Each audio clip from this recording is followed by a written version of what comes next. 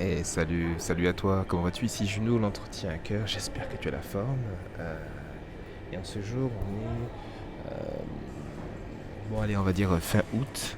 Fin août, et ça y est, la reprise revient, enfin la reprise, c'est-à-dire après les vacances, et il me vient un petit quelque chose, ça c'est un point que j'aime quelque part, ou plutôt la manière dont je fais les choses avec toi, c'est de te faire remonter les points que je vois en coaching et que je mets à ta disposition là, tout de suite directement dans ces vidéos, dans cette chaîne. C'est de dire vraiment assume tout.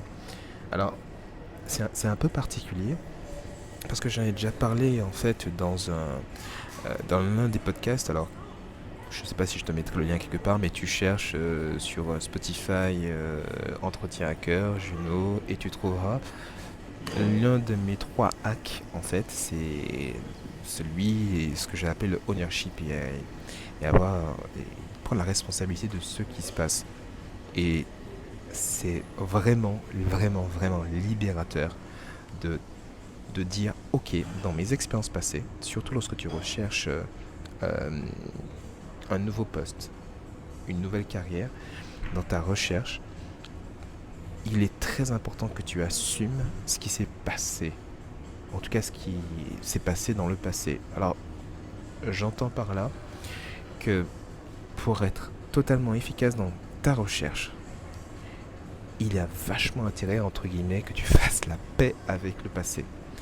Et moi, la manière la plus efficace que j'ai trouvée et que je te conseille vraiment de faire, c'est au lieu de dire oui, c'était la faute à un tel, la faute à un ci, et de dire non, mais c'était ma faute. Non pas de manière gratuite et juste pour le fait de te dire, bah, c'est sympa de prendre la faute, mais de dire que oui, tu avais ta part de responsabilité parce que à un certain moment, dans la chaîne des événements, dans la chaîne des choses, ben, tu devais intervenir, tu avais ton mot à dire. Quel que soit ce qu'on te dit, oui, mais on ne demande pas. Et au moins, exprime-toi, envoie un mail, dis les choses.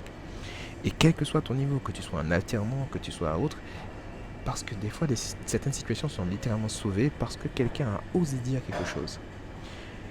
Et même des fois, lorsque ça te concerne, parce que un poste quelque part a été fermé, que tu es parti avec l'eau du bain, ben c'est de ta faute parce que tu n'as pas remarqué qu'il y avait un problème.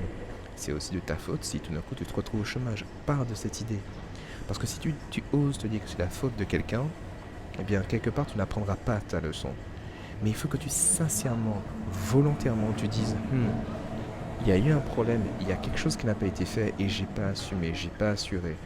Maintenant, c'est de ma faute. J'accepte qu'il y a eu un problème et immédiatement, mentalement, et rappelle-toi, l'entretien d'embauche et réussir en carrière, c'est un jeu mental.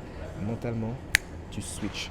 Tu passes de la situation de victime à celui de quelqu'un qui est en pleine possession de son destin et qui se dit, ok, maintenant, voilà ce que je vais faire dorénavant pour faire mieux.